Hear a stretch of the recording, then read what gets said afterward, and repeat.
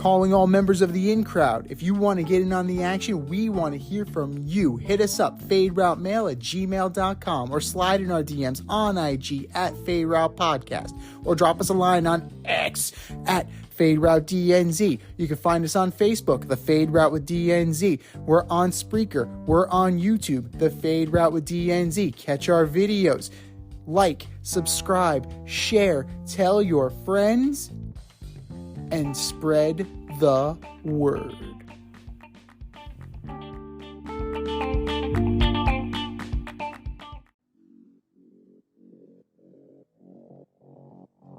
Coming at you from the Hey Yo Studios, it's the Fade Route with DNZ.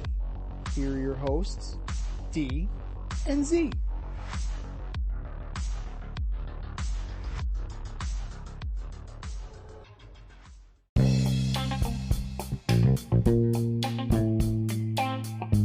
Coming at you live from the Ayo Studio. Ayo. It's the Fade Route with D and Z. I am D, and we have a short but great show for you tonight. But we're going to start things off with the hardwood. The Bucks and new head coach Doc Rivers are off to a great start, Z. I'm being sarcastic. They're 1-4, and despite being 1-4 and only coaching 5 games, Doc Rivers has been selected.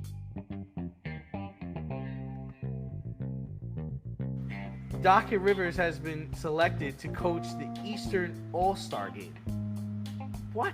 He's coaching the Eastern team in the All-Star Game. What is more ridiculous? The Bucks being 1-4 since hiring Doc Rivers, or Doc being asked to coach the All-Star team? Well, let's see. In these losses, right? They gave up 113 to the Nuggets. They gave up 119 to the Blazers. They gave up 123 to the Jazz. Stellar defense. Yeah. Seeing a trend here. Absolutely. This was the move, right? They were supposed to can Adrian Griffin. They're supposed to bring in Doc, and then So all was right with the world because Adrian Griffin wanted them to run the Toronto Raptors defensive system, and the Bucks, Giannis, wanted to run something different. So, yes, Jay Crowder is day-to-day. Chris Middleton is out. Campaign is out. But you still got your 2 big guys. You still have Giannis, and you still have Dame. This is inexcusable. It's absolutely inexcusable that they can't put together a better defensive effort, considering the fact that they are veterans. They are veteran superstars. They should be able to put up a representative effort. Now they have the T-Wolves. They're not drawing chumps in their next game, right? They're drawing one of the top teams in the West this year. So if they're going to right the ship, they better right the ship soon because they just got passed by Cleveland. If I'm not correct, if memory serves me right, Cleveland just jumped them. The Knicks are right there. Who knows what's going to happen with the Sixers? Maybe they, maybe Embiid gets back in 4 weeks and he's all systems go, or maybe they trade for a certain guy from LA. Just throwing that out there. But as far as the All-Star Game coaching rule, it's bullshit. Like the All-Star coaching rule is what it is. Second row Joe was supposed to be the guy, but he couldn't because he coached last year.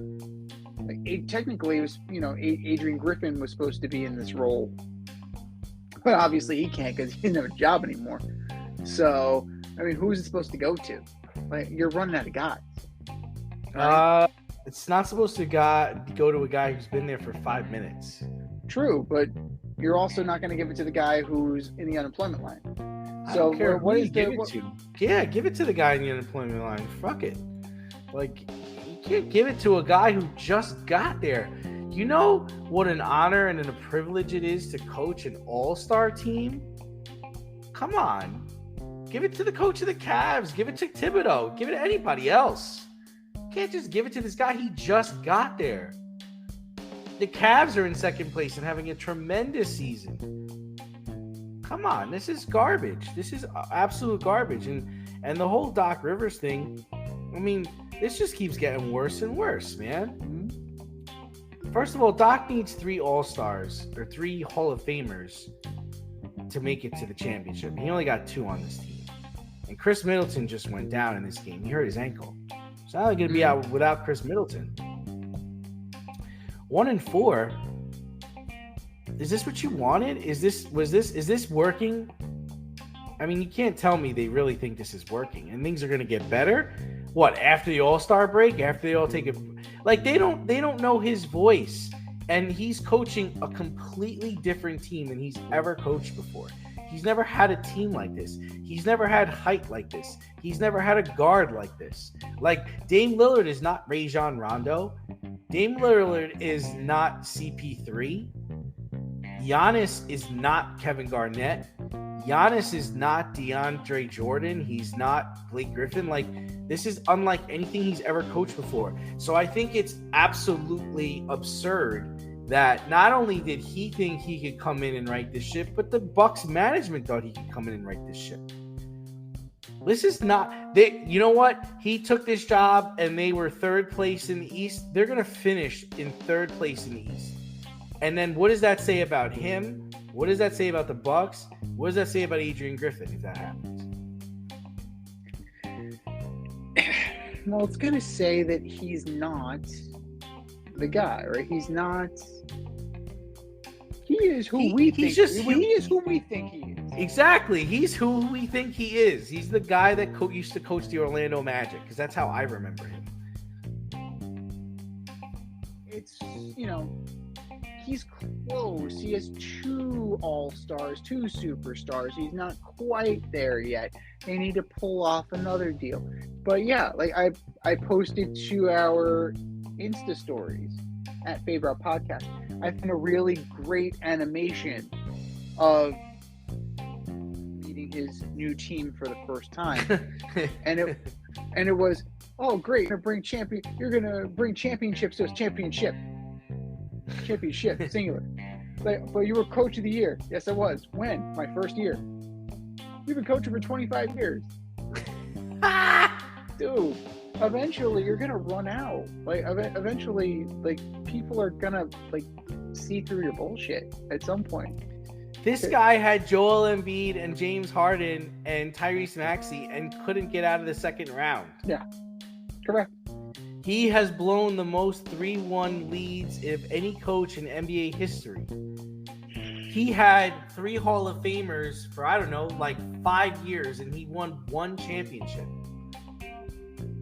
Shit, let Coach Spoelstra coach the damn team. See, now that I could get behind.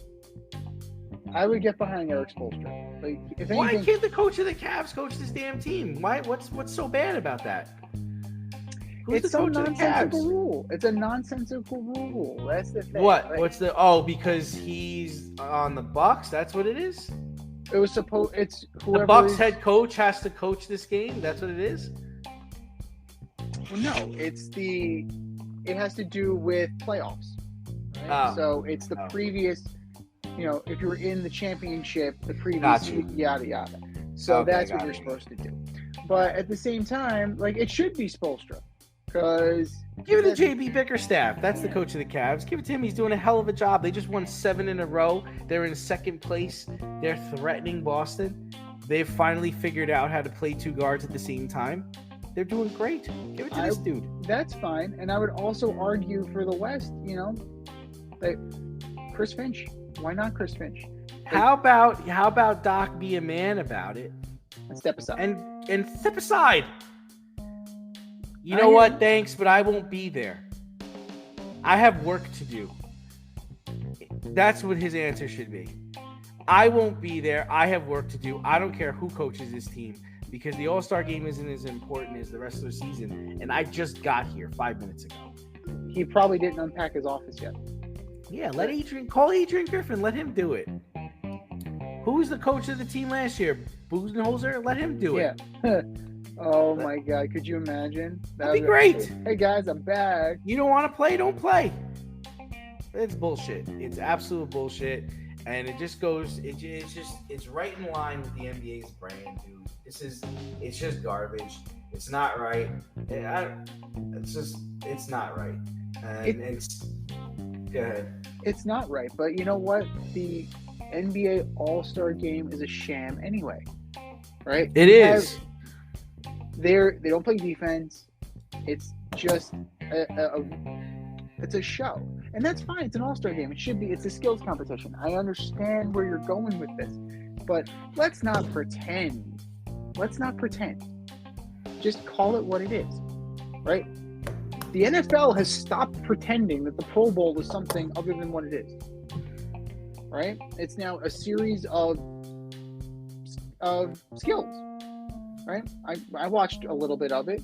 It's a series of skills and a flag football game. The NHL All-Star Game is a skills competition, and now they went back to a legitimate game rather than the round robin 3-on-3 tournament. So I don't know.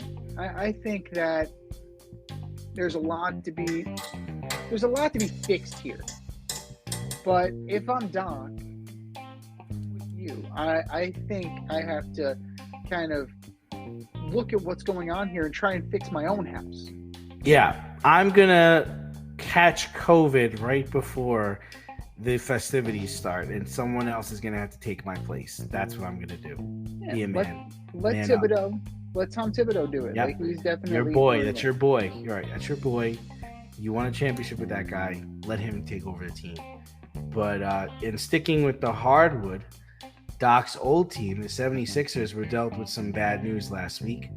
Star center and MVP candidate Joel Embiid has meniscus tear, and after surgery, he will be sidelined at the minimum of 4 weeks. Kendrick Perkins argues 76ers should sit Embiid for the rest of the regular season, since he will no longer be eligible for regular season awards. So, Z, what should the 76ers do about Joel Embiid? Well, it's more than just Kendrick Perkins has such a myopic view of this. Like, if he's not going to get the MVP, then don't worry about it. Well, fuck no. There's more to this than his MVP, right? There's more to this than back-to-back MVPs. There's this thing you want to call the Larry O'Brien Trophy, right? Mm-hmm. If you get in the playoffs, you can win that. Mm-hmm. Now, without Joel Embiid, they're not good, right? Mm-hmm. If they can just kind of steady the ship, right? If they can just kind of coast, maybe they can stay in the play-in tournament. According to reports, Embiid is only going to be out for about 4 weeks. Now, that's 4 weeks down, and then he's going to have to ramp back up. You still have a chance. And, put your faith in Tyrese Maxey, right? He's a stud. He's a good player. Like, maybe he will keep you above water. Because right now, you're in fifth. Yeah. Right? Right now, he would be the road team against the Knicks in the first round. Favorable matchup for the Knicks. So I'll take that. If you slide, you'll slide into the play-in. Because you're not going to be as bad as the Nets. You're not going to be as bad as the Raptors. You're not going to be as bad as the Hornets. You're certainly not going to be as bad as the Wizards and Pistons. You can't be, right? You've won too many games already. Right? They're the 50 feet of crap that Billy Bean loved to talk about. And then there's us. And then there's us, right? So they're the 50 feet of crap. And there's no way the Sixers are going to go through that 50 feet of crap. So at worst, without Joel Embiid, this team is an 8 seed. So you're in the play-in tournament. You do not, under any circumstances, if you have a chance to get in the playoffs, you tell Joel, rest up, heal up, get ready for the playoffs, be ready for the run. Because now you have a healthy and whole and rested Joel Embiid while everybody else has been busting their ass, that might be the linchpin. That might be what actually sends the Sixers farther than they've ever been together. That might be the catapult for them to get to the finals. And once you get to the finals, all bets are off, right? Because that's attrition. You'll be on the road for most of it. Yeah. But I think you can't afford. I think you can't afford to write this season off. Go for it. I think I have a much more bleaker view than you do. I think it's a wrap for Joel Embiid. And I've been saying this for a long time. The dude just falls too much. He hits the ground too much. And now his knees are starting to go. Like,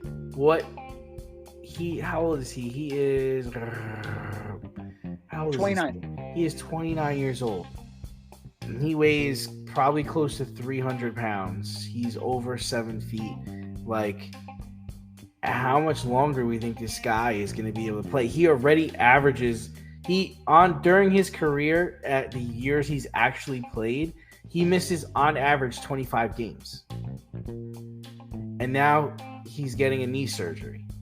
And I know it's a meniscus, but even when you come back, I mean, you telling me he's going to be able to jump the same? You telling me he's going to be in game shape? So this is the problem I have. I think I agree with Kendrick Perkins. I think they should sit him down. Maybe not even play the first round unless you need him.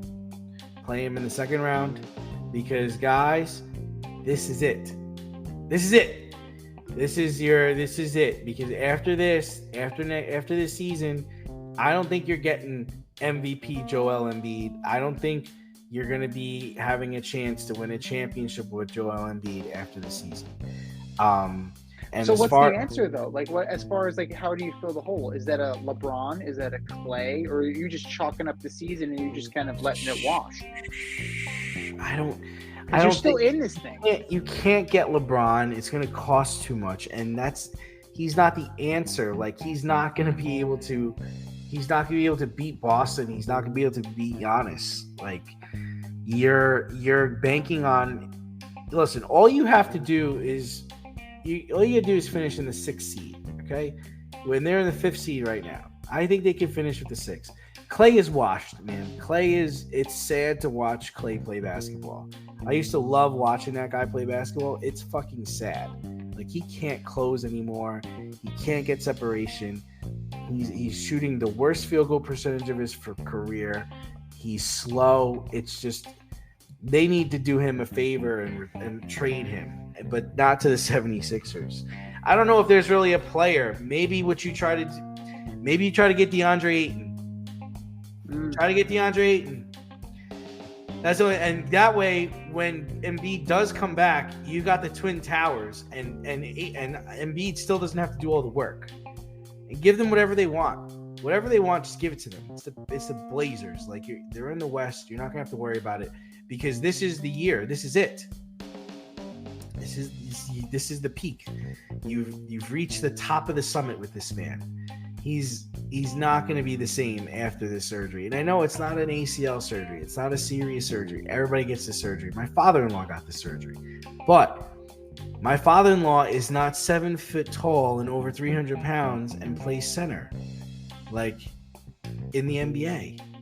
This dude is averaging 35 and 11. He's just going to come back and average 35 and 11?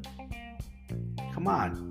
Without aggravating his knee, without hurting his Achilles or something else?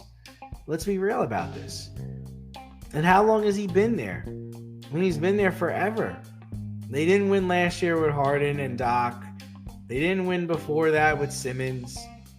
They're barely not treading water, but he's playing at an MVP caliber level, and they have Tyrese Maxey, and they're still in fucking 5th place. So, well, you think it's going to get better? You think you're going to move forward from here? And I'll be the first one to admit, like, Joel Embiid is a great basketball player, and he's far better than I thought he'd ever be, especially when he played in Kansas, and then he missed the first 2 seasons with the Sixers. But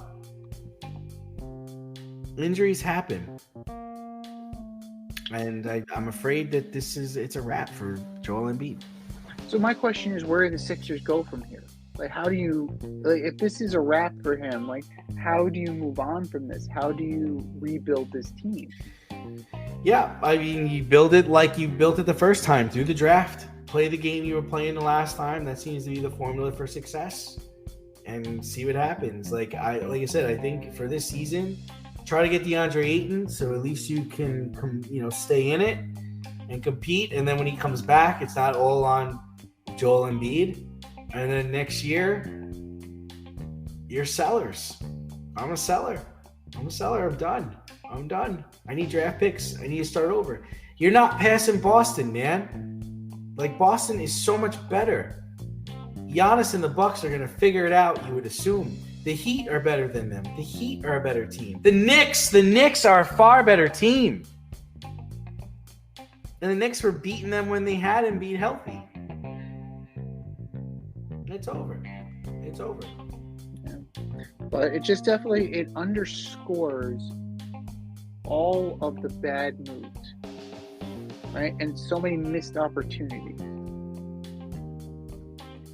And the window does feel like it's closing, but at the same time, right, it's still it's hard to give up on a season, right?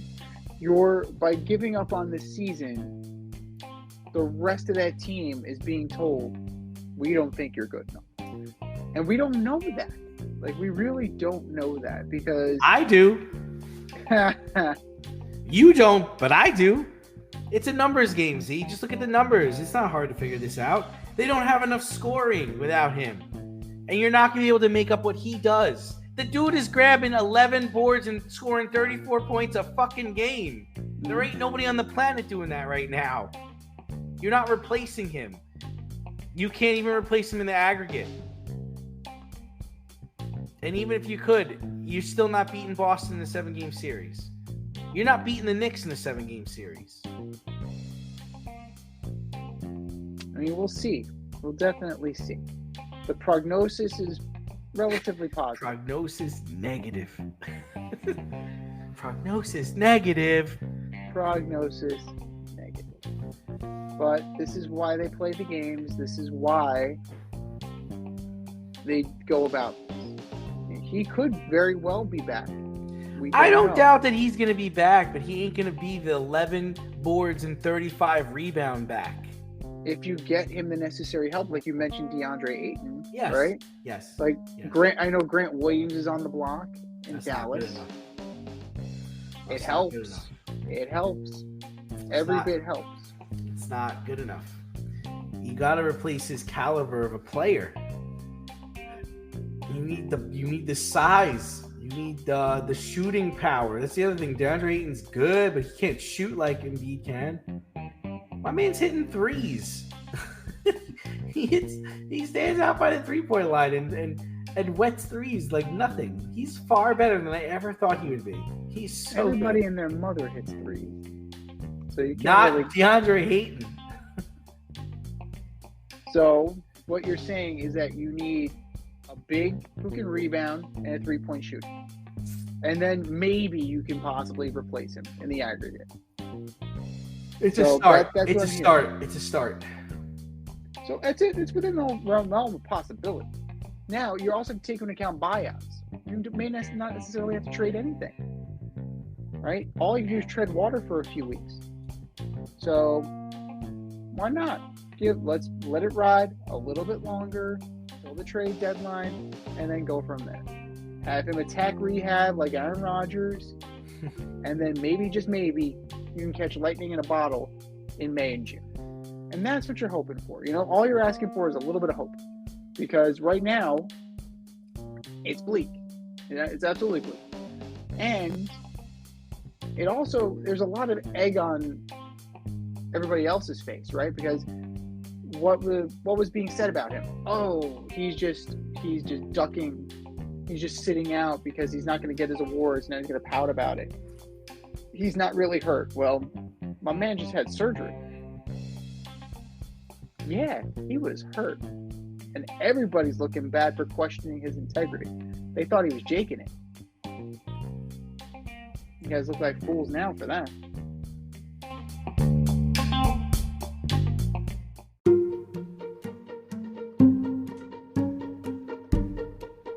The Fade Store presents the Alleged Superstar of the Week Award.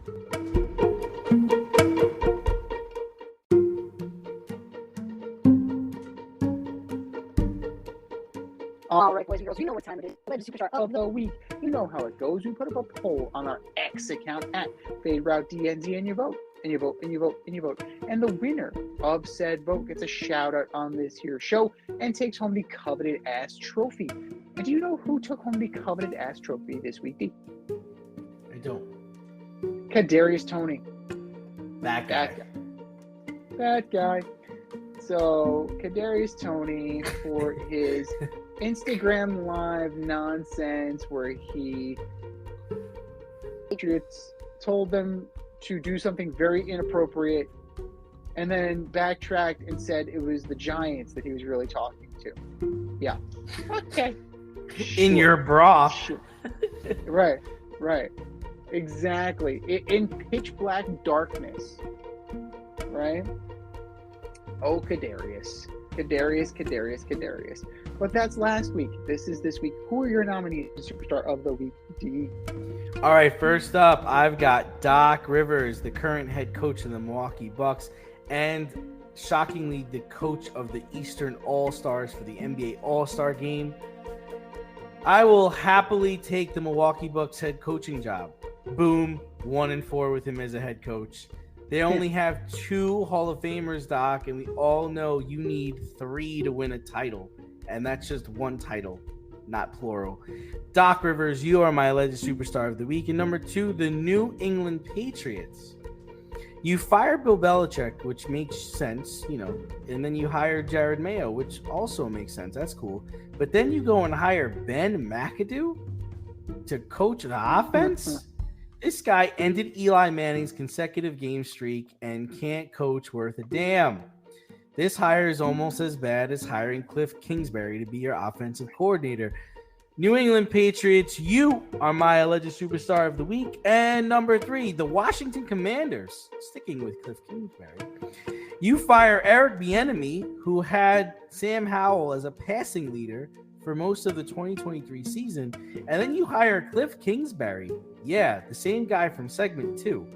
One would imagine the commies will draft a quarterback early in the draft, and you want Cliff Kingsbury to mentor and develop this guy? Washington Commanders, you are my alleged superstar of the week. Z, what do you got? All fair. All very fair. I gotta start with LeBron. LeBron. In a post-game presser, LeBron was asked about what can be done to fix the Lakers. We've heard this story before. Like we've heard this before. Like, I love who we have in the locker room. This is who we have. There's nothing else to talk. When asked, with the trade deadline approaching, do you like to make up the roster? Is there something that, is there something you can do? His response, it's not a question for me. The fuck it isn't. Bro, everybody knows you are the coach, team president, guy who puts the cheese on the nachos, grand poobah in LA. Guys don't take a shit without you saying so.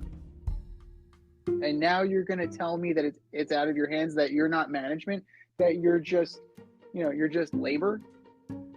Get out of here with that. You're the ultimate win now player.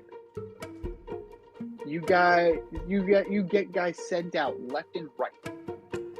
So do not insult our intelligence. LeBron James, you are my alleged superstar of the week. Michael Porter Jr. for his recent comments regarding WNBA players. And They were not flattering.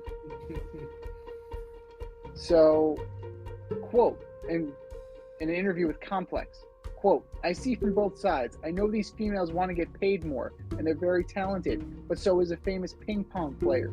Like, the best ping pong player is just as talented as the best NBA player. That doesn't mean that they're going to get paid the same because it's what people want to watch. Then, Mr. Porter insinuated that maybe WNBA should lower its rims. These women are more fundamentally sound, better athletes in some cases, and better team players than some of the NBA's best could ever be. It's an insult to them that you would feel unburdened to say something so stupid and sexist and show. And here we are.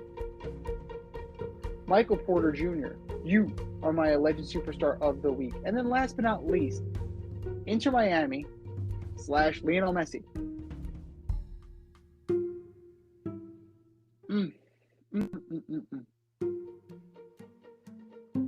Got on as a sub against Al Nassr, right? Cristiano Ronaldo didn't even play. He was certainly advertised that he was going to play. Okay, no problem. Guys get hurt. He's got a little bit of a sore groin. We'll move on. Fast forward to Hong Kong. Messi again. Not playing. Coming off the bench. After heavily being advertised as gonna play. And then fast forward to today in Kobe, Japan. Messi off the bench again. So you're looking at a grand total of about 7 minutes worth of time. 7 minutes. Not great at all. Not a good look for the sport. Not a good look for Inter Miami. Not a good look for Lionel Messi. Not a good look for the governments that were touting this. They were openly chanting refund in Hong Kong. This smells like a bait and switch. That Al Nassr game was absolutely a bait and switch. You promised everybody Ronaldo versus Messi, and Messi came in the 80th minute. So we need to think about this and what we're advertising. Inter Miami / Lionel Messi, you are my alleged superstars of the week. I think we've said our piece. Go to our X account at FadeRouteDNZ and vote, and vote, and vote, and vote. And for our nominees.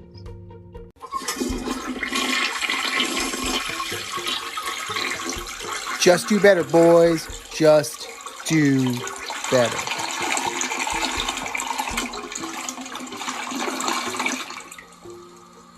This has been the Fade Route with DNZ. Thanks for tuning in. Catch our podcast on Wednesday nights on iTunes, iHeartRadio, Spotify, wherever you listen to your podcasts. So until next time, stay faded, everyone. Time for us to run the go route. We'll talk to you next week.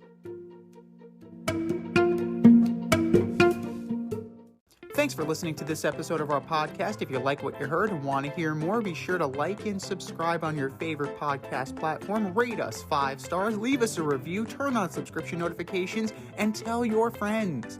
Spread the word, spread it wide.